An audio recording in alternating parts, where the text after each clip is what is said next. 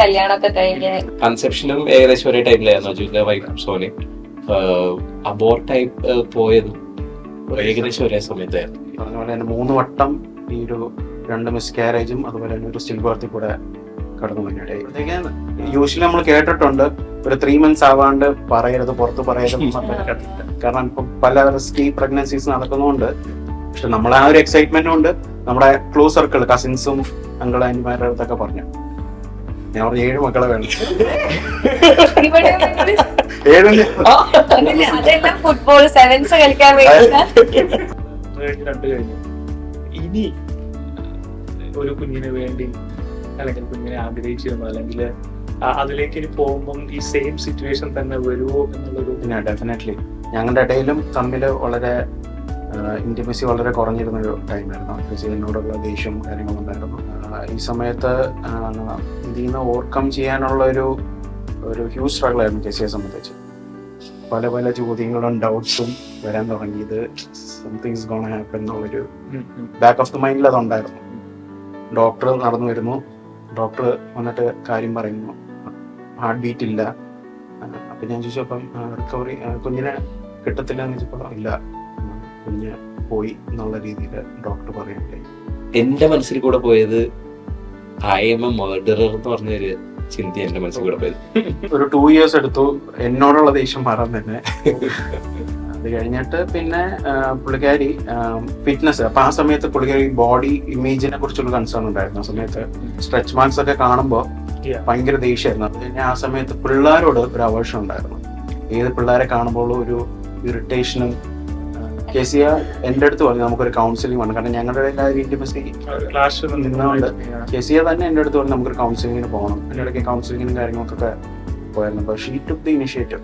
ചിലപ്പോൾ ചില ഭാര്യമാരെ കുറ്റപ്പെടുത്താറുണ്ട്, ചിലപ്പോൾ അങ്ങനെ ചെയ്യുന്നവരാണ്. നീ കാരണമാണ് ഇത് പോയത്, അല്ലെങ്കിൽ നിന്റെ ഇമോഷൻസ് കൊണ്ടാണ്, നിനക്ക് കൺട്രോൾ ചെയ്യാൻ പറ്റാത്തതുകൊണ്ടാണ് ഇങ്ങനെ സംഭവിച്ചത്, നീ ശ്രദ്ധിക്കാത്തത് കൊണ്ടാണ്, അങ്ങനെ ചെയ്യരുത് ഇങ്ങനെ ചെയ്തെന്നൊക്കെ പറഞ്ഞിട്ടില്ലേ.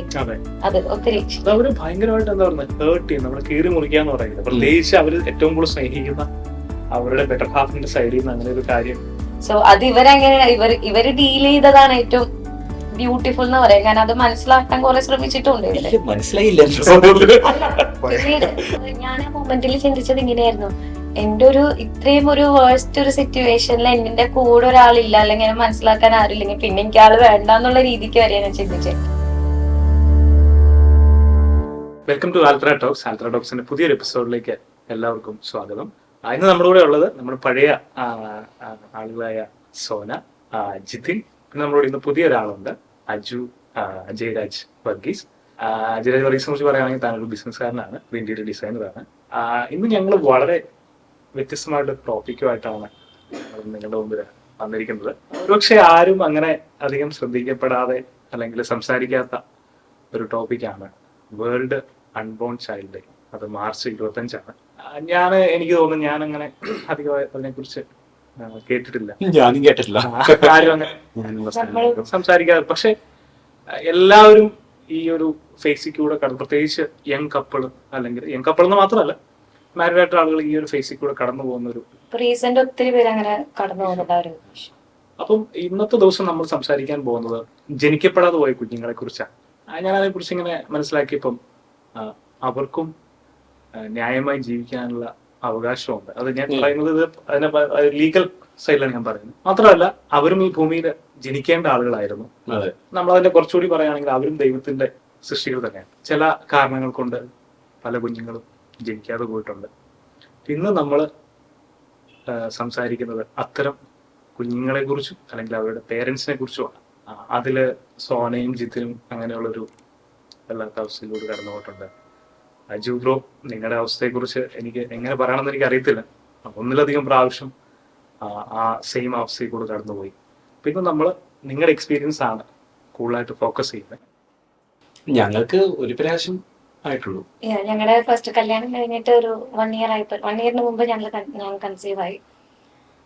അന്നേരം കുഴപ്പമില്ലാതെ പോയി. ഞാൻ കഴിഞ്ഞിട്ട് ഓക്കെ. സോ അന്നേരം കുഴപ്പമില്ലാതെ പോയി. പക്ഷെ 3rd month സ്കാനിങ് നമ്മൾ പറയും. 3rd month സ്കാനിങ് ആണ് നമ്മള് എന്താ പറയാ എല്ലാ കാര്യങ്ങളും അറിയാൻ പറ്റുന്ന, ഡീറ്റെയിൽ ആയിട്ട് എന്തെങ്കിലും അബ്നോർമാലിറ്റീസ് ഉണ്ടോ, എന്തെങ്കിലും അനോമലീസ് ഒക്കെ ഉണ്ടെങ്കിൽ അറിയാൻ പറ്റുന്ന സ്കാനിങ് ആണ് 3rd month സ്കാനിങ്. പക്ഷെ അതുവരെ എത്തിയില്ല. അതിനു മുമ്പ് എനിക്കിങ്ങനെ ഒരു പെയിൻ വന്നു, ഭയങ്കര വയറുവേദന വന്നു. പെയിൻ വന്നതിന്റെ അടിസ്ഥാനത്തിൽ നമ്മൾ ഡോക്ടറെ കൺസൾട്ട് ചെയ്തു. അപ്പൊ പെട്ടെന്ന് തന്നെ അവരൊന്ന് സ്കാനൊക്കെ ചെയ്ത് നോക്കിയപ്പോഴത്തേക്ക് ഹാർട്ട് ബീറ്റ് ഇല്ല എന്ന് പറയാനുണ്ടായി. അത് ഹാർട്ട് ബീറ്റ് ഇല്ല എന്ന് പറഞ്ഞു. ആ സമയത്താണെങ്കിൽ അച്ഛൻ എന്റെ കൂടെ ഉണ്ടായിരുന്നില്ല. എനിക്ക് എന്റെ സ്കൂളിലെ കുട്ടികളെയും കൊണ്ട് ഞാൻ ഒരു ക്യാമ്പിന് പോയിക്കുമായിരുന്നു. സോ അത് പോണ ടൈമിൽ ഷി വാസ് ഓക്കെ. പിന്നെ പോയി അവിടെ എത്തിയപ്പോഴാണ് ഷീസ് ടെല്ലിങ് എന്തോ പെയിൻ ഉണ്ട്. അപ്പൊ തന്നെ ഒന്ന് ഹോസ്പിറ്റലിലേക്ക് പെട്ടെന്ന് ഓടാൻ പറഞ്ഞു. അങ്ങനെ പോയി. പക്ഷെ ആ ഒരു നമ്മള് ഫസ്റ്റ് ഒരു എക്സൈറ്റ്മെന്റ് ആയിരിക്കുമല്ലോ, ഓക്കെ ഒരു മദർ ആകാൻ പോകുക, അല്ലെങ്കിൽ ഞാനൊരു ബേബി കൺസീവ് ആവാന്ന് പറയുമ്പോൾ ഭയങ്കര എക്സൈറ്റ്മെന്റ് ആയിരുന്നു. അപ്പൊ ഒരിക്കലും ഞാൻ ചിന്തിക്കുന്നില്ല ഇത് നഷ്ടമായി പോകും എന്നുള്ളൊരു തോട്ട് എനിക്ക് വരുന്നില്ല. അപ്പൊ എനിക്ക് ഇപ്പോഴും ഓർമ്മയുണ്ട്, ഞാന് ഹോസ്പിറ്റലിലേക്ക് പോകാൻ വേണ്ടി ഊബറിൽ ഇരിക്കുമ്പോഴത്തേക്ക് അച്ഛനെ അവിടുന്ന് കോൾ ചെയ്തപ്പോഴത്തേക്ക് എന്നോട് പറഞ്ഞു എന്ത് വന്നാലും ഫേസ് ചെയ്യണം. അപ്പോഴും ഞാൻ ചിന്തിക്കുന്നത് എന്താ ഈ മനുഷ്യൻ ഇങ്ങനെ എന്നോട് അതിന്റെ കാരണമുണ്ട്. ഷീ ടോൾഡ് പെയിൻ വന്നു എന്ന് പറഞ്ഞു. ഞാൻ പെയിൻ വന്നു എന്താ പെയിൻ എന്താന്ന് ചോദിച്ചു. ഇതേപോലെയാ. ഞാനപ്പോ ചോദിച്ചു എന്തെങ്കിലും വേറെ എന്തെങ്കിലും കണ്ടോന്ന് ചോദിച്ചു. അപ്പൊ ഷീ ടോൾഡ് ചെറിയൊരു ബ്രൗൺ ആയിട്ട് ഇങ്ങനെ ഇത് ഒരു ക്ലോട്ട് പോലെ കണ്ടു എന്ന് പറഞ്ഞു. അപ്പൊ അത് കേട്ടപ്പോ എനിക്ക് ഏകദേശം ഉറപ്പായിരുന്നു ഇത് പ്രശ്നമാണ്. ബ്രൗൺ ക്ലോട്ട് ഒക്കെ വന്നു കഴിഞ്ഞു കഴിഞ്ഞാൽ ദാറ്റ് മീൻസ് ബ്ലഡ് പോയി ക്ലോട്ടായി. അപ്പൊ മിക്കവാറും പോയി കാണും എന്നുള്ളൊരു ചിന്തയിലേക്ക് ഞാൻ എത്തി. അപ്പൊ അതുകൊണ്ടാണ് ഞാൻ പെട്ടെന്ന് പറഞ്ഞത്. എനിക്കറിയില്ലായിരുന്നു, പക്ഷെ എന്നാലും she needs to be strong, അതുകൊണ്ട് ഞാൻ പറഞ്ഞത് അങ്ങനെ. സോന പറഞ്ഞു നമ്മൾ ആ ഹൃദയത്തുടിപ്പ് അല്ലെങ്കിൽ എന്താ പറയുക കുഞ്ഞിന്റെ ശരിക്കും ഞാൻ മനസ്സിലാക്കുന്നത് ഒരു മിനിറ്റിൽ ഏകദേശം ഒരു 0 to 25 ടൈംസ് കുഞ്ഞിന്റെ ഹൃദയം കുഞ്ഞിന്റെ നമ്മളെക്കാട്ടും ഹാർട്ട് റേറ്റ് കൂടുതലാണ്. ഇനിഷ്യൽ ടൈമില് ഒരു മിനിറ്റിലെ അത്രേ ഉള്ളൂ. പക്ഷെ ഇപ്പൊ ഞങ്ങളുടെ ഒരു എക്സ്പീരിയൻസ് പറയുകയാണെങ്കിൽ ഫസ്റ്റ് ഞങ്ങള് ഡോക്ടറെ കാണുന്ന സമയത്ത് ഡോക്ടർ പറഞ്ഞു കുഞ്ഞിന്റെ ഹാർട്ട് ബീറ്റ് ചെയ്യുന്ന കാണണമെന്ന് ചോദിച്ചു. അതൊരു എന്താ പറയുക നമുക്ക് ഒരു ഡ്രീം മൊമെന്റ് ആണ്, എക്സ്പീരിയൻസ്. കാരണം എന്ന് വെച്ച് കഴിഞ്ഞാല് നമ്മുടേതായ ഒരു എന്താ പറയുന്നത് നമ്മുടേത് സ്വന്തം എന്ന് പറയുന്ന നമ്മുടെ ചോരയുടെ അതിന്റെ ഒരു ഹാർട്ട് ബീറ്റ്. ഞാൻ ചില നിമിഷങ്ങളിലേക്ക് അങ്ങനെ വേറൊരു ഡ്രീം ലോകത്ത് തന്നെ ആയിപ്പോയി. എനിക്ക് ഗൂസ് ബംസ് ഉണ്ട് ഇപ്പോഴും. അപ്പം ഡോക്ടർ അതിനെ ആ സ്കാനിങ്ങിൽ അവരുടെ അവിടുത്തെ സ്കാനിങ്ങിൽ കാണിക്കുമ്പോൾ നമുക്ക് തന്നെ കാണാം അതിങ്ങനെ ജസ്റ്റ് എന്താ ഈ ഹാർട്ട് ബീറ്റ് ഇങ്ങനെ ഫീൽ ചെയ്യും നമുക്ക്. പക്ഷെ അതൊരു ഡ്രീമാണ്. എന്ന് വെച്ചാല് എനിക്കൊരു കുഞ്ഞുണ്ടാവാൻ പോകും, അത് മോനോ മോളോ എന്ത് തന്നെ ആവട്ടെ. പക്ഷെ ആ സ്വപ്നങ്ങളാണ് പലപ്പോഴും തച്ചുടക്കപ്പെടുന്നത്. എന്ന് വെച്ചാല് ഒരു കുഞ്ഞെന്ന് പറയുന്നത് നമ്മൾ പറയും നമ്മുടെ ഹെറിറ്റേജ് ആണ് അല്ലെ, നമ്മുടെ ലെഗസി ആണ്, നമ്മുടെ പാരമ്പര്യം കീപ്പ് ചെയ്യുന്നതാണ്. അത് ആൺകുട്ടിയായാലും പെൺകുട്ടിയായാലും അതായത് പ്രത്യേകിച്ച് അജൂബ് റോയെ സംബന്ധിച്ച് 1 അല്ല 2 അല്ല 3 അല്ല 3 പ്രാവശ്യം ആ സ്വപ്നങ്ങൾ തച്ചുടക്കപ്പെടുന്നത്. ആ ഒരു അവസ്ഥയും അത് നമുക്ക് ഒരിക്കലും എക്സ്പ്ലെയിൻ ചെയ്യാൻ പറ്റാത്തൊരു കാര്യമാണ്. ആ സമയത്ത് അജുവിന്റെ ഒരു സംഭവം കൂടെ ഉണ്ട്. ഫസ്റ്റ് ടൈം ഞങ്ങൾക്ക് നേരത്തെ അറിയാം. ഒരേ കല്യാണമൊക്കെ കഴിഞ്ഞ് ഒരേ ടൈമിലായിരുന്നു. ഏകദേശം ഒരേ സമയത്തായിരുന്നു കൺസെപ്ഷനും ഏകദേശം ഒരേ ടൈമിലായിരുന്നു. അജുവിന്റെ വൈഫ് സോനി അബോർട്ടായി പോയതും ഏകദേശം ഒരേ സമയത്തായിരുന്നു. അപ്പം ആ സമയത്ത് ഞങ്ങൾക്ക് ആക്ച്വലി ഞങ്ങൾക്ക് അങ്ങോട്ടും ഇങ്ങോട്ടും ഒരു കംഫർട്ടിങ് ഉണ്ടായിരുന്നു. അജുവിന്റെ എക്സ്പീരിയൻസ് ആയിരിക്കും ഏറ്റവും അടിപൊളി. പറഞ്ഞ പോലെ തന്നെ നമുക്കത് ഒരിക്കലും എക്സ്പ്രസ് ചെയ്യാൻ വളരെ ബുദ്ധിമുട്ടുള്ള ഒരു കാര്യം തന്നെയാണ്. ഈ പറഞ്ഞ പോലെ തന്നെ 3 വട്ടം ഈ ഒരു 2 മിസ്കാരേജും അതുപോലെ തന്നെ ഒരു സ്റ്റിൽ ബർത്തിൽ കൂടെ കടന്നു മുന്നിട്ടായി. ഞങ്ങളുടെ ഒരു സ്റ്റോറി പറയുകയാണെങ്കിൽ 2018 എനിക്ക് ഇവരുടെ സെയിം ടൈമിൽ തന്നെയായിരുന്നു ഞങ്ങളുടെ വിവാഹം. അത് കഴിഞ്ഞ് എല്ലാവരും കപ്പിൾസും ആഗ്രഹിക്കുന്ന പോലെ തന്നെ അല്ലേ ഒരു ലെഗസി അല്ലെങ്കിൽ ഒരു കുഞ്ഞിനെ ആഗ്രഹിക്കും. ഇപ്പം കെസിയ എന്നാണ് വൈഫിന്റെ പേര്. കെസിയന്റെ അടുത്ത് കല്യാണം കഴിഞ്ഞ സമയത്ത് ഇങ്ങനെ ചോദിച്ചായിരുന്നു എത്ര പിള്ളേരെ വേണം. നാച്ചുറലി ചോദിക്കുന്ന ചോദ്യമായിരിക്കും. ഞാൻ പറഞ്ഞു 7 മക്കളെ വേണം. 7 ഫുട്ബോൾ സെവൻസ് കളിക്കാൻ പറഞ്ഞാൽ ഞങ്ങള് 2 പേരും ഫുട്ബോൾ പ്ലേയേഴ്സ് ആണ്. പക്ഷെ ഞങ്ങളുടെ ലോക്കലി കളിക്കുന്നതാണ്. എനിവേ കെസി എടുത്ത് ചോദിച്ചപ്പോ കെസി 2-3, കാരണം ഇത്ര പിള്ളേരെ പോറ്റണ്ടേ. അപ്പൊ അതായിരുന്നു ഇനീഷ്യലി അങ്ങനെയായിരുന്നു. അപ്പൊ ആ ഒരു ആഗ്രഹവും ആ ഒരു പ്രതീക്ഷയോടെ ആയിരുന്നു നമ്മൾ കല്യാണത്തിലേക്ക് കടന്നതും. ആ ഒരു സ്വപ്നമായിട്ടായിരുന്നു മുന്നോട്ട് പോയത്. ഈ പറഞ്ഞ പോലെ തന്നെ 2018 കല്യാണം കഴിഞ്ഞു. 2019 ഫസ്റ്റ് കൺസീവ് ആയി. എനിക്ക് ഓൾമോസ്റ്റ് സിമിലർ കേസ് ആയിരുന്നു. ഒരു ഫസ്റ്റ് കൺസീവ് ആയി കഴിഞ്ഞപ്പോൾ നേരെ ഞങ്ങൾ ഡോക്ടറെ അടുത്ത് പോയി ചെക്ക് ചെയ്തു. എനിക്ക് 4th വീക്ക് എന്തായപ്പോൾ തന്നെ ഞങ്ങൾ ചെക്ക് ചെയ്തു. ആദ്യം മറ്റേ നമ്മുടെ കിറ്റ് വെച്ച് ചെക്ക് ചെയ്തിട്ട് പോസിറ്റീവാന്ന് കണ്ടു. കഴിഞ്ഞിട്ട് ഡോക്ടറെ അടുത്ത് പോയി 4th ഏർലി അതെ 4th വീക്ക് ഏർലി. അപ്പം ഹാർട്ട് ബീറ്റ് ഒന്നും കാണത്തില്ല. അപ്പം 6-7 വീക്സ് നമ്മൾ ഹാർട്ട് ബീറ്റ് കാണത്തുള്ളൂ. അപ്പം ഡോക്ടർ പറഞ്ഞു പ്രഗ്നന്റ് ആണ്. അപ്പോഴത്തേക്ക് യൂഷ്വലി നമ്മൾ കേട്ടിട്ടുണ്ട് ഒരു 3 months ആവാണ്ട് പറയരുത്, പുറത്ത് പറയരുത്.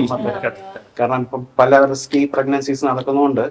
പക്ഷെ നമ്മൾ ആ ഒരു എക്സൈറ്റ്മെന്റ് കൊണ്ട് നമ്മുടെ ക്ലോസ് സർക്കിൾ കസിൻസും അങ്കിൾ ആന്റിമാരുടെ അടുത്തൊക്കെ പറഞ്ഞു. അവര് അതുകൊണ്ട് തന്നെ വീട്ടിൽ വന്നു, സ്വീറ്റ്സ് ഒക്കെ തന്നു, ഗിഫ്റ്റ് ഒക്കെ തന്നു, വളരെ ഹാപ്പി ആയിരുന്നു. എന്റെ വൈഫിന്റെ സൈഡിലും അവരുടെ സൈഡിൽ കസിൻസിനായാലും ഫസ്റ്റ് ഒരു ഇതായിരുന്നു, പ്രഗ്നൻസി ഇതായിരുന്നു. അപ്പോൾ അതിപ്പോ ഞങ്ങൾ വളരെ സന്തോഷത്തോടെ ആയിരുന്നു. എല്ലാം നോർമൽ ആയിരിക്കും, ഇതിന് വേറെ കോംപ്ലിക്കേഷൻ ഒന്നും ഉണ്ടാവാനുള്ള ഒരു എക്സ്പെക്ടേഷൻ ഒന്നും ഇല്ലല്ലോ. അത് കഴിഞ്ഞൊരു 7th വീക്ക് ആയപ്പോൾ വീണ്ടും പോയി ചെക്ക് ചെയ്തപ്പോൾ ഹാർട്ട് ബീറ്റ് കണ്ടില്ല. അപ്പൊ ഡോക്ടർ പറഞ്ഞു എന്തായാലും ഒന്നുകൂടെ നമുക്കൊന്ന് വെയിറ്റ് ചെയ്യാം, ഒരു വീക്കും കൂടെ ഒന്ന് വെയിറ്റ് ചെയ്തിട്ട് ഒന്ന് ചെക്ക് ചെയ്യാൻ, ചിലപ്പോൾ എന്തെങ്കിലും ഡിലേ ആവാനുള്ള സാധ്യത കാണും. അത് കഴിഞ്ഞ് വൈഫ് എനിക്കൊന്നും ആ സമയത്ത് തിരുവല്ല പോയിട്ടും അവിടെ വെച്ച് ഒരു വീക്ക് കഴിഞ്ഞിട്ട് ചെക്ക് ചെയ്യാൻ ഡോക്ടർ പറഞ്ഞത്. പക്ഷെ വൈഫ് ഒരു 2 വീക്സ് കഴിഞ്ഞിട്ടാണ് പോയി ചെക്ക് ചെയ്തത്. കാരണം ഒരു പ്രതീക്ഷയോടെയാണ് ഇരിക്കുന്നത്, കുഞ്ഞ് ജനിക്കും അല്ലെങ്കിൽ ഒരു ഹാർട്ട് ബീറ്റ് കാണും എന്നുള്ളത്. പക്ഷെ തിരുവല്ല പോയി അവിടെ ഡോക്ടറെ അടുത്ത് പോയി കാണിച്ചപ്പോഴും സെയിം തന്നെ പറഞ്ഞു, 9 വീക്സ് ആയപ്പോഴത്തേക്ക്. അപ്പോഴത്തേക്ക് പറഞ്ഞു ഇനിയിപ്പോൾ അത് ഹെൽത്തി പ്രഗ്നൻസി അല്ല, അതുകൊണ്ട് തന്നെ അത് മെഡിക്കലി തന്നെ അബോർട്ട് ചെയ്ത് കളയുന്നതാണ് നല്ലതെന്ന് പറഞ്ഞിട്ട് ടാബ്ലറ്റ് കഴിച്ച് അത് അബോർട്ട് ആകുമായിരുന്നു. ഒരു കാര്യം ചോദിച്ചോട്ടെ, പ്രത്യേകിച്ച് ഇന്നത്തെ യങ് കപ്പിൾ, അതായത് കല്യാണം കഴിഞ്ഞ് നമ്മൾ എക്സ്പെക്ട് ചെയ്യാത്ത സമയത്ത് കുഞ്ഞുങ്ങൾ കൺസീവ് ആവുന്ന, കുഞ്ഞുങ്ങൾ ഉണ്ടാവാൻ സാധ്യതയുള്ള ഒരു അനുഭവം. പെട്ടെന്ന് ആളുകൾക്ക്, പ്രത്യേകിച്ച് എനിക്ക് തോന്നുന്നത് ഭാര്യമാർക്ക്, അതായത് അവർക്ക് ഒരുപാട് ഡ്രീംസ് ഉണ്ട് അവരുടെ കരിയറിനെ കുറിച്ച്. ചിലപ്പോൾ ജോലി ചെയ്യുന്നവരായിരിക്കും, അല്ലെങ്കിൽ ഏതെങ്കിലും തരത്തിൽ പ്രൊഫഷണൽ നിൽക്കുന്നവരായിരിക്കും. അപ്പോൾ പെട്ടെന്ന് ഒരു കുഞ്ഞിന്റെ അമ്മയാവുക എന്നുള്ള ഒരു എക്സ്പെക്റ്റഡ് ആയിരിക്കും. അപ്പൊ അങ്ങനെ ഒരു റിഗ്രറ്റോ അല്ലെങ്കിൽ പെട്ടെന്ന് ഒരു ആങ്സൈറ്റിയോ അല്ലെങ്കിൽ ഒരു ആ രീതിയിലുള്ള ഇമോഷൻസ് നിങ്ങൾക്ക് ആർക്കെങ്കിലും അല്ലെങ്കിൽ കെസിക്കോ സോനയ്ക്കോ അങ്ങനെ തോന്നിയിട്ടുണ്ടോ, ഇപ്പൊ വേണ്ടായിരുന്നു എന്നുള്ള? അങ്ങനെ തോന്നിയിട്ടില്ല. എനിക്ക് തോന്നുന്നു കല്യാണം കഴിഞ്ഞ് എന്റെ ഒരു വ്യൂല് അല്ലെങ്കിൽ എനിക്ക് തോന്നിയ ഒരു കാര്യം എന്ന് പറയുമ്പോഴത്തേക്ക്, ആദ്യം ഇങ്ങനെ ഒരു കാര്യം കേൾക്കുമ്പോഴത്തേക്ക് അടിപൊളി സൂപ്പർ, അത് ഞാൻ പറഞ്ഞല്ലോ, ഒരു എക്സൈറ്റഡ് ആണ്.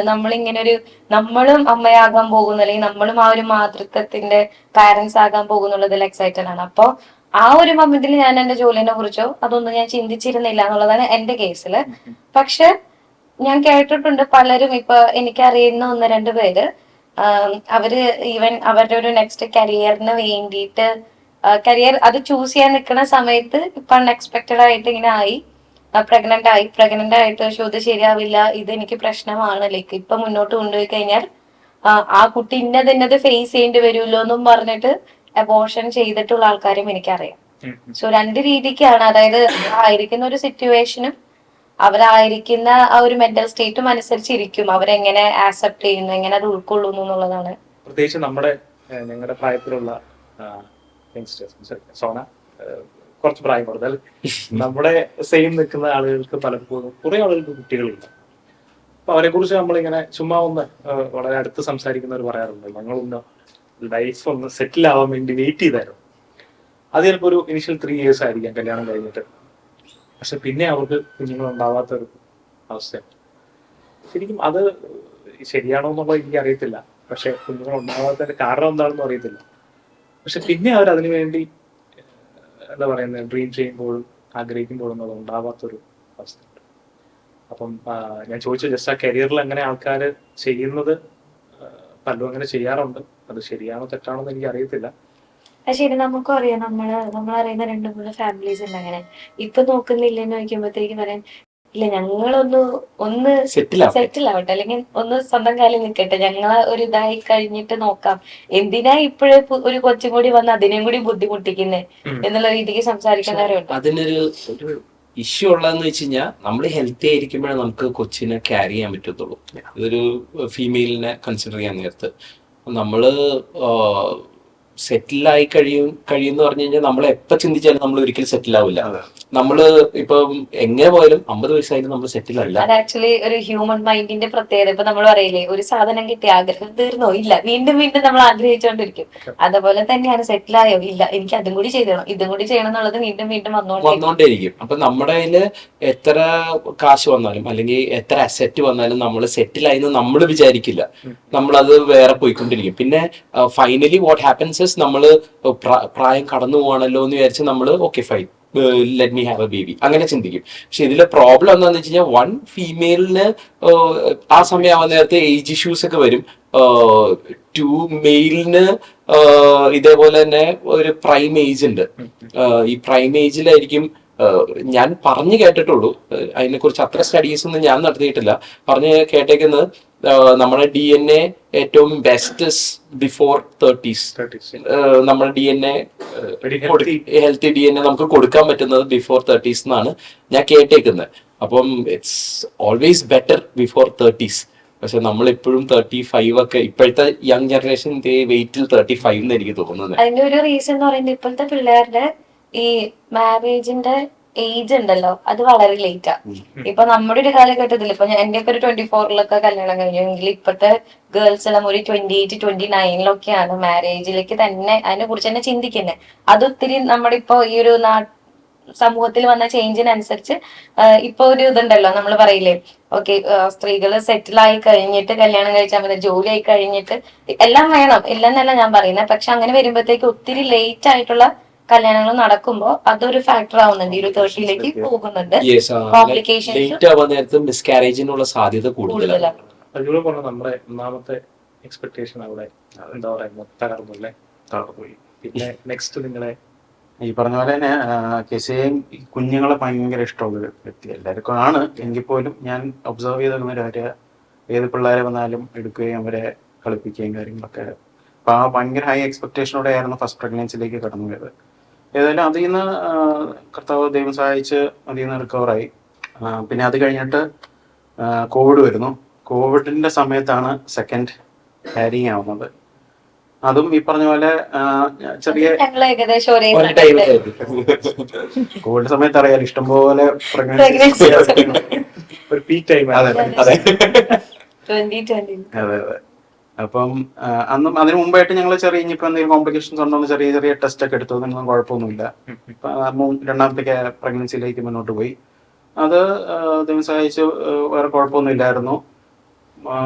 അത് കഴിഞ്ഞിട്ട് ഒരു 8th month 9th month എന്ന് വെച്ചാൽ ആ സമയത്ത് വൈഫിന്റെ വീട്ടിലായിരുന്നു.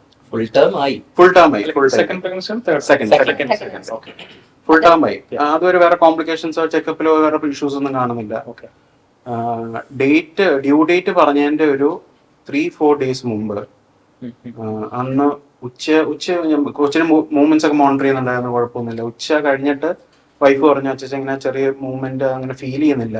ഇപ്പൊ സാധാരണ പറയാറുണ്ട് ഈ തണുത്തോളം കുടിക്കാൻ എനിക്ക് മധുരം കഴിക്കുമ്പോൾ മൂവ്മെന്റ് പറയും. അതൊക്കെ കഴിച്ചിട്ടും കാര്യമായിട്ടൊരു മൂവ്മെന്റ് ഫീൽ ചെയ്തില്ല. അപ്പൊ ഞങ്ങൾക്ക് ഒരു ചെറിയൊരു ഡൗട്ട് തോന്നി, എന്തായിരിക്കും എന്നുള്ളൊരു ഇത് വന്നിട്ട് ഞങ്ങള് എന്നാ പിന്നെ ഹോസ്പിറ്റലിൽ നിന്ന് കാണിച്ചേക്കാന്ന് വിചാരിച്ചു. ഞങ്ങള് പിന്നെ ഹോസ്പിറ്റലിലേക്ക് പോയി. ഹോസ്പിറ്റലിൽ വന്നത് കോവിഡ് ആയിരുന്നുകൊണ്ട് തന്നെ നമുക്ക് ഡയറക്റ്റ് എമർജൻസിയിലേക്ക് നേരെ ചെന്നത്. പ്രൊസീജിയേഴ്സ് ഉണ്ടായിരുന്നു അവിടെ. ഒരു 15-20 മിനിറ്റ്സോളം അവര് ഈ ടെസ്റ്റും കാര്യങ്ങളൊക്കെ ചെയ്തിട്ടാണ് ലേബർ റൂമിലേക്ക് ഡിലേ ആയത്. നമ്മൾ എമർജൻസി ആയിട്ട് ചെല്ലും. അതെ, എമർജൻസി ആയിട്ട് ചെല്ലും. അതൊരു ബാഡ് എക്സ്പീരിയൻസ് ആയിരുന്നു നമ്മളെ സംബന്ധിച്ച്. അപ്പം കാരണം ഇത് ഓരോ സെക്കൻഡും വളരെ വാല്യുബിൾ ആണ്. അപ്പം നേരെ ഞാനവിടെ എമർജൻസി പുറത്ത് വെയിറ്റ് ചെയ്യുന്നു. കെസിയെ നേരെ ലേബർ റൂമിലേക്ക് കൊണ്ടുപോയി. അതൊരു വല്ലാത്തൊരു അനുഭവമായിരുന്നു. കാരണം ലേബർ റൂമിൽ കൊണ്ടുപോയിട്ട് എൻ്റെ അടുത്ത് അവിടെ വെയിറ്റ് ചെയ്യും. അവിടുന്ന് ലേബർ റൂമിൽ നിന്ന് നേരെ എമർജൻസി അവർ വിളിച്ച് പറയുമെന്ന് പറഞ്ഞു. 1/2 മണിക്കൂറായി, 3/4 മണിക്കൂറായി, എന്നിട്ടും കോൾ വരുന്നില്ല. അപ്പോഴേ എൻ്റെ ഉള്ളില് പല പല ചോദ്യങ്ങളും ഡൗട്ട്സും വരാൻ തുടങ്ങി. ഇത് സംതിങ് ഇസ് ഗോണ ഹാപ്പൻ എന്നുള്ളൊരു ബാക്ക് ഓഫ് ദി മൈൻഡിൽ അതുണ്ടായിരുന്നു.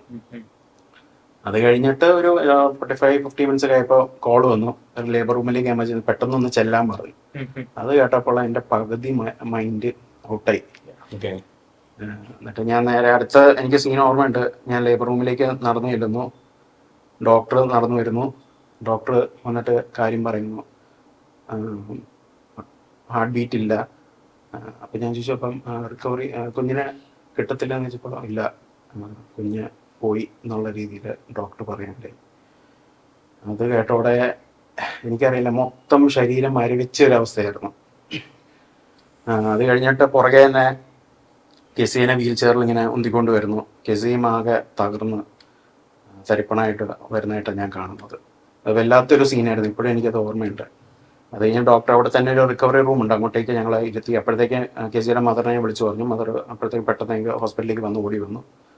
പിന്നെ അവിടെ ഇരുന്ന് ഞങ്ങൾ പ്രാർത്ഥിച്ചു, ഞങ്ങൾ അങ്ങോട്ടും ഇങ്ങോട്ടും കൺസോൾ ചെയ്തു. പിന്നെ അവിടെ ഹോസ്പിറ്റലിൽ അഡ്മിറ്റ് ചെയ്തു. അത് കഴിഞ്ഞ് പിന്നെ അഡ്മിറ്റ് ചെയ്തു. അന്ന് നൈറ്റ് അവർ ഒരു പില്ല് കൊടുത്തു, മറ്റേ ഇൻഡ്യൂസ് ചെയ്തു, പെയിൻ ഇൻഡ്യൂസ് ചെയ്യാനുള്ള നോർമൽ ഡെലിവറി ഒക്കെ ഉണ്ട്. ആ നൈറ്റ് അറിയാലോ, നമുക്ക് ഇനി പ്രസവിക്കാൻ പോകുന്നത് ഒരു ജീവനില്ലാത്തൊരു കുഞ്ഞാന്നുള്ളൊരു തോട്ടും കൂടെ മനസ്സിൽ വന്നപ്പോൾ വളരെ പെയിൻഫുൾ ആയിരുന്നു. More than the physical pain, mental pain ഭയങ്കരമായിരുന്നു. അപ്പൊ ആ നൈറ്റ് കടന്നുപോയത് എങ്ങനെയാണെന്ന് എനിക്കും കെസിക്കും അറിയത്തില്ല. എസ്പെഷ്യലി കെസിക്ക് അതൊരു വല്ലാത്തൊരു എക്സ്പീരിയൻസ് ആയിരുന്നു. ഇപ്പം ഞാൻ ചിന്തിക്കുന്നത്, എനിക്ക് കുഞ്ഞുണ്ടായത് 7 മന്തിലാണ്. ഇങ്ങനെ 1 കിലോയും പ്രീമച്ചുവറായിട്ട്. അന്ന് ഞാൻ വളരെ ചിന്തിച്ചു, 7 മന്തിൽ ഈ കുഞ്ഞിനെ എടുക്കുമ്പോൾ അതിന്റെ ഫോം എന്താണ്. പക്ഷെ 9 മന്തായ ഡ്യൂ ഡേറ്റിന് 4 ദിവസം മുമ്പുള്ള ഒരു കുഞ്ഞെന്ന് പറയുമ്പം, ഒരു ഫുൾ ടൈം ബേബി എന്ന് പറഞ്ഞാല് എന്താ പറയുന്നത്, നമ്മുടെ കുഞ്ഞിനെ കാണാൻ വേണ്ടി നമ്മൾ ആ ഒരു മെന്റൽ സ്ട്രഗിൾ എന്ന് പറയുന്നത്, പ്രത്യേകിച്ച് ആ കപ്പിള് നിങ്ങൾ കെസിയും കടന്നുപോയ, ശരിക്കും ഇത്തരത്തിലുള്ള ഒരുപാട് ഇൻസിഡന്റുകൾ നമ്മുടെ സമൂഹത്തിൽ ഇന്ന് നടക്കുന്നുണ്ട്. അപ്പൊ അങ്ങനെ ഒരു സാഹചര്യത്തിൽ പ്രത്യേകിച്ച് എന്ന് പറഞ്ഞാൽ കുഞ്ഞു തന്നെയാണല്ലേ ഞാൻ മനസ്സിലാക്കിയത്. ഒരു 3 വീക്സ് തൊട്ട് തന്നെ എന്താ പറയുന്ന ഭ്രൂണം അല്ലെങ്കിൽ അതൊരു മാംസപിണ്ഡമായി, ആ മാംസപിണ്ഡം പിന്നെ അത് ജീവനുള്ള വസ്തുവായിട്ട് കുഞ്ഞായിട്ട് തന്നെ കൺസിഡർ ചെയ്യുന്നത്. മെഡിക്കലി ഒരു ബേബി എന്ന് തന്നെ, ഒരു ബേബി എന്ന് തന്നെയാണ് ഡോക്ടേഴ്സ് അതിനെ പറയുന്നത്. അപ്പൊ ആ കുഞ്ഞ് നഷ്ടപ്പെടുക, നിങ്ങൾ എങ്ങനെയാണ് ശരിക്കും, പ്രത്യേകിച്ച് ഈ സമയത്ത് ഒരുപാട് പ്രഷറുകൾ നമുക്ക് എക്സ്റ്റേണലി ഉണ്ടാവാനുള്ള സാധ്യതയാണ്. നിങ്ങൾ രണ്ടുപേരും എങ്ങനെയാണ് അതിനെ ഫേസ് ചെയ്തത്? ഞാൻ ഇതിൻ്റെ ഒരു കണ്ടിന്യൂഷൻ ആയിട്ട് തന്നെ പറയുകയാണ്. അത് കഴിഞ്ഞിട്ട് നെക്സ്റ്റ് ഡേ ഡെലിവറി ചെയ്തു, കുഞ്ഞിനെ ഡെലിവറി ചെയ്തു. ഹോസ്പിറ്റലുണ്ടായ ഒരു ചെറിയ ഒരു ബാഡ് ഒരു എക്സ്പീരിയൻസ് ആയിരുന്നു അത്. കാരണം അത് പലവർക്കും ഒരുപക്ഷെ ഫേസ് ചെയ്യാനുള്ള, കാരണം അവരുടെ സൈഡിൽ നിന്നുള്ള ഒരു അപ്രോച്ചും കാര്യങ്ങളൊക്കെ കാരണം കുഞ്ഞിനെ ഡെലിവറി ചെയ്തു. കെസി ആ സമയത്ത് കുഞ്ഞിനെ എടുക്കാവോ പറ്റുമോ എന്ന് ചോദിച്ചപ്പോൾ അവര് കൊടുത്തില്ല, സമ്മതിച്ചില്ല. അപ്പൊ അങ്ങനത്തെ കുഞ്ഞിനെ കാണാൻ വേണ്ടി അപ്പം അതുപോലെ ഞാൻ കുഞ്ഞിനെ പുറത്തേക്ക് കൊണ്ടുവന്നു. എൻ്റെ പാരൻസും കെസിയുടെ പാരൻസും ഉണ്ടായിരുന്നു. ഞങ്ങൾ എടുത്തു, കുഞ്ഞിനെ കണ്ടു. ഒരു പെൺകുഞ്ഞായിരുന്നു. അതൊക്കെ ഇങ്ങനെ ഒരു ടഫ് മൊമെന്റ് ആയിരുന്നു അത് കടന്നു പോയത്. എനിവേ അത് കഴിഞ്ഞിട്ട് അതിൽ നിന്നുള്ള റിക്കവറി എന്ന് പറഞ്ഞാൽ അതൊരു വളരെ ഇറ്റ് ഇയേഴ്സ് ശരിക്കും. അത് കഴിഞ്ഞപ്പം തേർഡ് ഞങ്ങൾ കൺസീവ് ചെയ്തത് ഒരു 3 ഇയേഴ്സ് കഴിഞ്ഞിട്ടാണ്. സോ അതിൽ നിന്നുള്ള റിക്കവറി എന്ന് പറഞ്ഞാൽ ഭയങ്കര ടഫായിരുന്നു. കാരണം കെസിക്ക് ആണെങ്കിലും ആ ടൈമിൽ എന്നോട് ദേഷ്യം ഉണ്ടായിരുന്നു. പല ഇമോഷണൽ സ്ട്രഗിളിൽ കൂടെയാണ് കടന്നു പോയത് കെസി. അതെ, മിക്സ്ഡ് ഇമോഷൻസ് ആയിരുന്നു. ഫാമിലി എന്നുള്ള സപ്പോർട്ട് ഉണ്ടായിരുന്നെങ്കിലും ബട്ട് പല ഇഷ്യൂസ് ഉണ്ടായിരുന്നു. നിങ്ങൾ തമ്മിലുള്ള ബോണ്ടിങ് തന്നെ അതിനെ ബ്രേക്ക് ചെയ്യാനുള്ള. അതെ വളരെ അതിന്റെ ഒരു കാര്യം എന്ന് വെച്ചാല് ഇപ്പൊ അയച്ചേട്ടൻ പറഞ്ഞപ്പോ ബോത്ത് അയച്ചേട്ടനും കെസിയും ആ ഒരു സിറ്റുവേഷനെ കൂടെ കടന്നുപോയി. ഇപ്പൊ ഞങ്ങളുടെ കാര്യത്തിൽ കൂടെ ഞങ്ങൾ രണ്ടുപേരും അതിൽ കൂടെ കടന്നുപോയി. പക്ഷെ ഇപ്പൊ നമ്മൾ പറയില്ലേ, അമ്മ കുഞ്ഞിനെ സ്നേഹിക്കുന്നത് പോലെ എന്നൊക്കെ പറയുമ്പോൾ, അതായത് ഏറ്റവും കൂടുതൽ അറ്റാച്ച്മെന്റ് വരുന്നത് ഫാദറിന് അറ്റാച്ച്മെന്റ് ഉണ്ട്, അതുപോലെ തന്നെ ഏറ്റവും കൂടുതൽ വരുന്ന അമ്മമാർക്കാണ്, ഫീമെയിൽസിനാണ്. ഫാദർ അറ്റാച്ച് ആവണതിന് മുമ്പേ അമ്മ അറ്റാച്ച്ഡ് ആണ്. കാരണം അമ്മയുടെ വയറ്റിന്റെ യൂട്രസിലാണ് കുട്ടി വളരുന്നത്. സോ ആ വളരുമ്പോ മുതൽ അല്ലെങ്കിൽ ആ ഒരു കൺസെപ്ഷൻ മുതൽ അമ്മയ്ക്ക് ഒത്തിരി ഡിഫിക്കൽട്ട് ടാസ്കിൽ കൂടെ കടന്നു. ബോഡിയിൽ ചേഞ്ചസ് വരുന്നു, ഹോർമോണൽ ചേഞ്ചസ് വരുന്നു. സോ ഈ ഹോർമോണൽ ചേഞ്ചസ് തന്നെ മൂഡ് സ്വിങ്സ്, ആ പ്രഗ്നൻസി സമയത്ത് തന്നെ ഇടയ്ക്ക് ദേഷ്യപ്പെടാനും അല്ലെങ്കിൽ ഇടയ്ക്ക് ചിരിക്കാനും, ഇപ്പൊ നമ്മൾ ക്രേവിങ്സ് ഒക്കെ പറയില്ലേ, ആ പ്രഗ്നന്റ് ആയി അങ്ങനെ തുടങ്ങി എങ്ങനെ ചോദിച്ചെന്നൊക്കെ ചോദിക്കില്ലേ, ഇതെല്ലാം ഈ ഹോർമോണൽ ചേഞ്ചിന്റെ ഭാഗമാണ്.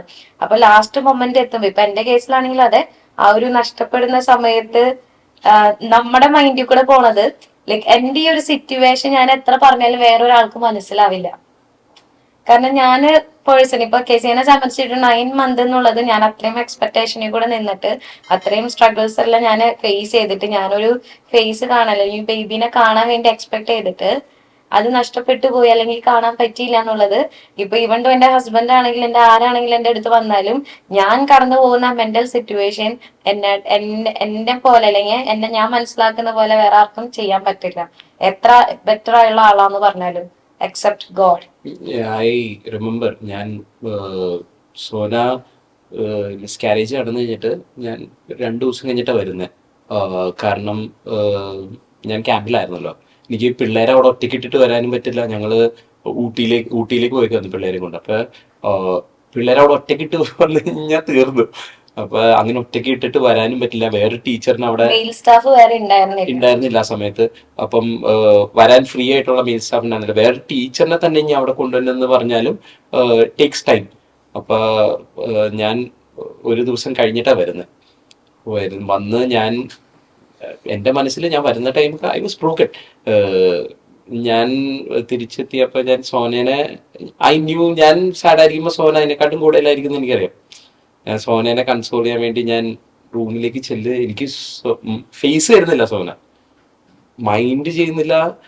അപ്പൊ ഞാൻ വെച്ച് ഞാൻ ഇനി എന്തെങ്കിലും മിസ്റ്റേക്ക് ചെയ്തോ, അങ്ങനെ ഭയങ്കര ടഫ് സിറ്റുവേഷൻ. എനിക്ക് മനസ്സിലാവണില്ല എന്താ സംഭവം. ഇപ്പം നമുക്കത് എങ്ങനെ കൺസോൾ ചെയ്യണമെന്ന് അറിയത്തില്ല. പക്ഷെ എനിക്ക് ഓർക്കാനുള്ളത്, ഞാൻ ആ മൊമെന്റിൽ ചിന്തിച്ചത് ഇങ്ങനെയായിരുന്നു, എന്റെ ഒരു ഇത്രയും ഒരു വേഴ്സ്റ്റ് ഒരു സിറ്റുവേഷനിൽ എന്റെ കൂടെ ഒരാളില്ല അല്ലെങ്കിൽ മനസ്സിലാക്കാൻ ആരില്ലെങ്കിൽ പിന്നെ എനിക്ക് ആള് വേണ്ട എന്നുള്ള രീതിക്ക് വരെ ഞാൻ ചിന്തിച്ചത്. ആ ഒരു മിക്സ്ഡ് ഇമോഷനാണ്. പക്ഷെ എനിക്ക് പക്ഷെ അറിയാം ഉള്ളിന്റെ ഉള്ളിൽ സ്നേഹമുണ്ട് എല്ലാം ഉണ്ടെങ്കിലും കൂടി ആ സമയത്ത് ഞാൻ എങ്ങനെ റിയാക്ട് ചെയ്യണമെന്ന് ഞാൻ ചിന്തിക്കുന്നില്ല. കാരണം എനിക്ക് എന്റെ ഉള്ളിൽ ഇപ്പൊ ബോഡിയിൽ വരുന്ന ചേഞ്ചസ്, മെന്റലി ഞാൻ ബ്ലോക്ക് ആയിരിക്കുന്നു, പെയിൻ ഉണ്ട്, എല്ലാം കൂടി ഞാൻ എക്സ്പ്രസ് ചെയ്യാണ്. സോ അത് ഏറ്റവും വേഴ്സ്റ്റ് ഫോമില് ചിലപ്പോ എന്റെ സ്പൗസിന്റെ അടുത്ത് അല്ലെങ്കിൽ നമ്മുടെ ഇപ്പൊ കെസി ആണെങ്കിലും ഞാനാണെങ്കിലും കാണിച്ചിട്ടുണ്ടാവാം. സോ അത് ഇവര് ഡീൽ ചെയ്തതാണ് ഏറ്റവും ബ്യൂട്ടിഫുൾ എന്ന് പറയാം. ഞാൻ അത് മനസ്സിലാക്കാൻ കുറെ ശ്രമിച്ചിട്ടുണ്ട്. മനസ്സിലായില്ല പിന്നീട് ആ സമയത്ത് എനിക്ക് മനസ്സിലാവുന്നില്ല. ഞാൻ എന്നെ ചിന്തിക്കുക നമ്മളെന്തെങ്കിലും തെറ്റ് ചെയ്തോ, നമ്മൾ ഇവാലുവേറ്റ് ചെയ്തോണ്ടിരിക്കുക എവിടെയാ പ്രഷർ പറ്റിയെന്നുള്ളത്. ഞാനിങ്ങനെ ഞാനാണോ ഇനി ഡിഡ് ഐ ഡു സംതിങ് ഈ കൊച്ചു നഷ്ടപ്പെടാൻ എന്തെങ്കിലും ഞാൻ ചെയ്തോ. Self doubt. അപ്പൊ പിന്നെ ഫുൾ തോട്ട്സാ. പിന്നെ ഞാൻ എന്റെ സാധാരണ males don't think that much അല്ലേ, ഇത് ചിന്തിച്ച് തല നിറഞ്ഞു. എനിക്കാണെങ്കിൽ ഭയങ്കര ഫ്രസ്ട്രേഷൻ. എന്താ സംഭവം, എനിക്കാണെങ്കിൽ സോനേനെ എങ്ങനെയെങ്കിലും കൺസോളും ചെയ്യണം, എനിക്ക് പറ്റണില്ല, എങ്ങനെയാ ചെയ്യേണ്ടതെന്ന് അറിയില്ല. ഇനി എന്തെങ്കിലും ശ്രമം നടത്തുവാണെങ്കിൽ തന്നെ സോന ഇങ്ങോട്ട് ഒന്നും വരുന്നില്ല. എനിക്ക് തോന്നുന്നു അജും സിമിലർ സിറ്റുവേഷൻ ആയിരുന്നു. അപ്പം എനിക്ക് തോന്നുന്നു ആ ഒരു എക്സ്പീരിയൻസിൽ കൂടെ വന്നപ്പോൾ നമ്മൾ കൂടെ നിൽക്കുക എന്നുള്ളതാണ് മെയിൻ തിങ്. എന്ന് വെച്ചാൽ സപ്പോർട്ടീവായിട്ട്, പ്രത്യേകിച്ച് ഒന്നും പറഞ്ഞില്ലെങ്കിലും അവർ പ്രസൻസ് ഇസ് വെരി ഇമ്പോർട്ടന്റ് എന്നുള്ള. പക്ഷെ വേറൊരു കാര്യം, ഫീമെയിൽ സൈക്കോളജി അനുസരിച്ച് എല്ലാം ഇമോഷൻ റിലേറ്റഡ് ആയതുകൊണ്ട് ആ സമയത്ത് നിങ്ങൾ എന്ത് പറഞ്ഞാലും ചിലപ്പോൾ അത് നെഗറ്റീവ് ആയിട്ട് എടുക്കത്തുള്ളൂ. അതിൽ ഞാൻ മനസ്സിലാക്കിയ ഒരു കാര്യം, പ്രത്യേകിച്ച് ഈ ഒരു പ്രഗ്നൻസി ടൈമിൽ സ്ത്രീകൾ കടന്നു പോകുന്ന സമയത്ത് അവർക്ക് എന്തെങ്കിലും പറയാനുണ്ടെങ്കിൽ നമ്മൾ കേൾക്കുക. നമ്മൾ അവരെ കൂടുതൽ അഡ്വൈസ് ചെയ്യാതിരിക്കുക, ഇൻസ്ട്രക്ഷൻസ് കൊടുക്കാതെ. ഇവർക്ക് ഇതെല്ലാം അറിയാം. നമുക്കുള്ള ഏറ്റവും വലിയ പ്രോബ്ലം എന്താ അറിയോ, എന്തെങ്കിലും പറഞ്ഞു കഴിഞ്ഞാൽ അപ്പൊ തന്നെ സൊല്യൂഷൻ. നമ്മൾ ഈ സൊല്യൂഷൻസ് കൊടുക്കുന്നവർക്ക് ഭയങ്കര ഇറിറ്റേഷനാണ്. കാരണം ഇവര് ഇത്രയധികം ഇറിറ്റേറ്റ് അല്ലെ സോന, ശരിയല്ലേ? കാരണം ഇവർക്ക് ആ സൊല്യൂഷൻ അല്ല വേണ്ടത്, അവർക്ക് വേണ്ടത് നമ്മൾ ഇതൊന്ന് കേൾക്കണം. 2, നമ്മൾ അവരുടെ കൂടെ കുറച്ച് സമയം മിണ്ടാതിരിക്കണം. കുറച്ച് കഴിഞ്ഞാൽ അവർക്ക് പറയാനുള്ളതെല്ലാം പറഞ്ഞു കഴിയുമ്പോൾ ഓക്കെ, ഒരു മഴ പെയ്ത പോലെ ശാന്തമായിട്ട്. ഇതിനിടയിൽ നമ്മൾ നമ്മുടെ സജഷൻസും നമ്മുടെ കാര്യങ്ങളും പറയാൻ പോയാൽ അത് വലിയ ക്ലാഷ് ആയിട്ട് തീരാൻ സാധ്യത. പ്രത്യേകിച്ച് ആ സമയത്ത് എനിക്ക് തോന്നുന്നു അജുവിന്റെയും ശരിക്കും കെസി ഇന്നിവിടെ വേണമായിരുന്നു.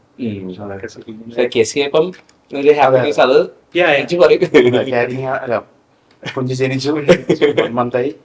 അപ്പൊ അതിന്റെ കാര്യത്തില് അതെ ബന്ധത്തില് അല്ല, ശരിക്കും എനിക്ക് മനസ്സിലായത് പലപ്പോഴും ഹസ്ബൻഡ് അവര് ചിലപ്പോ ചില ഭാര്യമാരെ കുറ്റപ്പെടുത്താറുണ്ട്. ചേട്ടാ അങ്ങനെ ചെയ്യുന്നവരാണ്, നീ കാരണമാണ് ഇത് പോയത്, അല്ലെങ്കിൽ നിന്റെ ഇമോഷൻസ് കൊണ്ടാണ്, നിനക്ക് ഇത് കൺട്രോൾ ചെയ്യാൻ പറ്റാത്തതുകൊണ്ടാണ് ഇങ്ങനെ സംഭവിച്ചത്, നീ ശ്രദ്ധിക്കാത്തത് കൊണ്ടാണ്, അങ്ങനെ ചെയ്യരുത് ഇങ്ങനെ ചെയ്തെന്നൊക്കെ പറഞ്ഞിട്ടില്ലേ. അതെ, അത് ഒത്തിരി അവര് ഭയങ്കരമായിട്ട് എന്താ പറയുന്നത് ഹേർട്ട് ചെയ്യും, നമ്മളെ കീറി മുറിക്കാന്ന് പറയുന്നത്. പ്രത്യേകിച്ച് അവര് ഏറ്റവും കൂടുതൽ സ്നേഹിക്കുന്ന അവരുടെ ബെറ്റർ ഹാഫിന്റെ സൈഡിൽ നിന്ന് അങ്ങനെ ഒരു കാര്യം അയ്യോ ശരിക്കും ഞാൻ അങ്ങനെ ചിന്തിച്ചായിരുന്നു കേട്ടോ. കാരണം എന്താണെന്ന് വെച്ച് കഴിഞ്ഞാൽ ഈ ക്യാരി ചെയ്യുന്ന സമയത്ത് ഞാൻ പാട്ട് പാടും. ഇപ്പോൾ ഇങ്ങനെ ഒരു മാരേജ് ഉണ്ടായിരുന്നു. നിങ്ങൾക്ക് എല്ലാവർക്കും അറിയാതെ നമ്മുടെ ഒരു കോമൺ ഫ്രണ്ടിന്റെ കല്യാണം. അപ്പം അതിനുവേണ്ടി ഞാനായിരുന്നു പാട്ട് പാടാൻ ലീഡ് ചെയ്യാൻ ഉണ്ടായിരുന്നത്. അപ്പം ഞാൻ സോനേനെയും കൊണ്ടുപോയി. സോ അത് ഇച്ചിരി ലോങ് ട്രാവലാണ്. ഇപ്പൊ നമ്മള് പോയപ്പോഴത്തേക്ക് എന്റെ മനസ്സിൽ ഇനി ആ ട്രാവൽ ചെയ്തുകൊണ്ടാണ്. പക്ഷെ ട്രാവൽ ചെയ്തൊക്കെ കുറെ നാള് മുമ്പായിരുന്നു. അതാവാൻ സാധ്യതയൊന്നുമില്ല. പക്ഷെ എന്നാലും നമ്മൾ ഭയങ്കര കെയർ ചെയ്താണ് ആ സമയത്തൊക്കെ പോയതൊക്കെ. അപ്പൊ ഞാൻ വിചാരിച്ചു ഇനി ഞാൻ ആ ട്രാവൽ സോനേനെ ചെയ്യിപ്പിച്ചുകൊണ്ടാണോ, വീട്ടിൽ ഇരുത്തായിരുന്നു. നമുക്ക് അങ്ങനെയൊക്കെ നമ്മളെ തന്നെ ഗിൽറ്റി ആയിട്ട് നമ്മൾ പ്രഖ്യാപിക്കും ആ സമയത്ത്. അങ്ങനെ പ്രഖ്യാപിക്കാൻ നേരത്ത് എന്റെ മനസ്സിൽ കൂടെ പോയത് ഐ എം എ മർഡറർ എന്ന് പറഞ്ഞൊരു ചിന്ത എന്റെ മനസ്സിൽ കൂടെ പോയത്. അപ്പൊ അത് ഭയങ്കര ഒരു എങ്ങനെയാ പറയേണ്ടതെന്ന് എനിക്കറിയില്ല. Imagine you thinking you killed your own child. അത് ഞാൻ ആരോടും ഇതുവരെ പറഞ്ഞിട്ടില്ല, ഇവിടെ ആദ്യമായിട്ട് പറയണേ. സോ ഞാൻ അങ്ങനെ I thought I kill my child.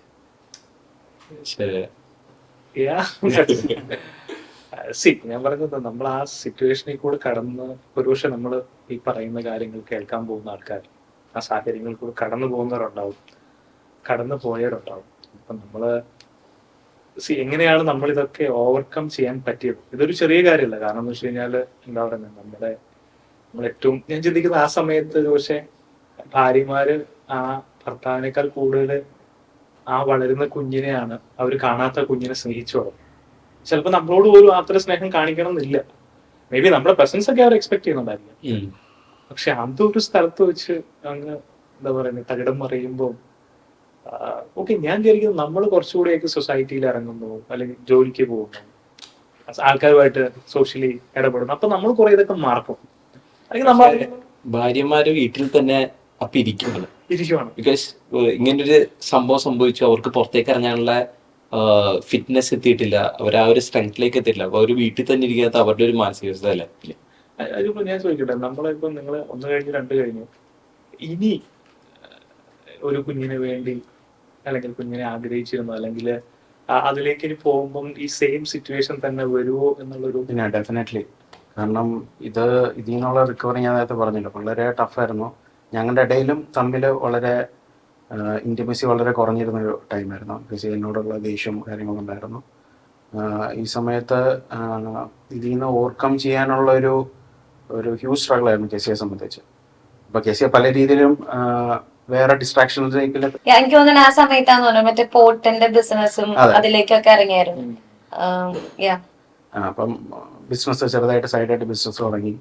അതുപോലെ തന്നെ ആ സമയത്ത് വേറൊരു കമ്പനിയിൽ IT കമ്പനിയിൽ അപ്ലൈ ചെയ്ത് സ്വയമേ തന്നെ ഇപ്പൊ ഞാൻ പല രീതിയിൽ ഹെൽപ്പ് ചെയ്യാൻ നോക്കി ഏതെങ്കിലും കമ്പനിയിൽ ഒന്ന് എൻഗേജ്ഡ് ആവാൻ വേണ്ടിയിട്ട്. പക്ഷെ സ്വയമേ തന്നെ അപ്ലൈ ചെയ്ത് വേറൊരു കമ്പനി ജോലി കിട്ടി, അവിടെ വർക്കിംഗ് ആയിരുന്നു. അങ്ങനെയൊക്കെ ആള് ഒന്ന് മൈൻഡ് ഒന്ന് മാറ്റാൻ നോക്കി പല രീതിയിലും. പക്ഷെ എനിക്ക് തോന്നുന്നു ആദ്യത്തെ ഒരു അബോർഷൻ കഴിഞ്ഞ പിന്നെ ഒരു still birth it will take time. കാരണം 2 എണ്ണം അടുപ്പിച്ച് എന്നുള്ളത് ഒരെണ്ണത്തിൽ ഇപ്പൊ ഞങ്ങളെ സംബന്ധിച്ച് തന്നെ ഫസ്റ്റത്തെ അബോർഷൻ ആയി കഴിഞ്ഞപ്പോഴത്തേക്ക് സെക്കൻഡ് വന്നപ്പോഴത്തേക്ക് പേടി ഉണ്ടായിരുന്നു, എന്നാലും സെയിം ടൈം ഒരു എക്സ്പെക്ടേഷനും കൂടി വീണ്ടും വന്നു. സോ ഇപ്പൊ കെസിയുടെ കാര്യത്തിലും അങ്ങനെ തന്നെയാണല്ലോ.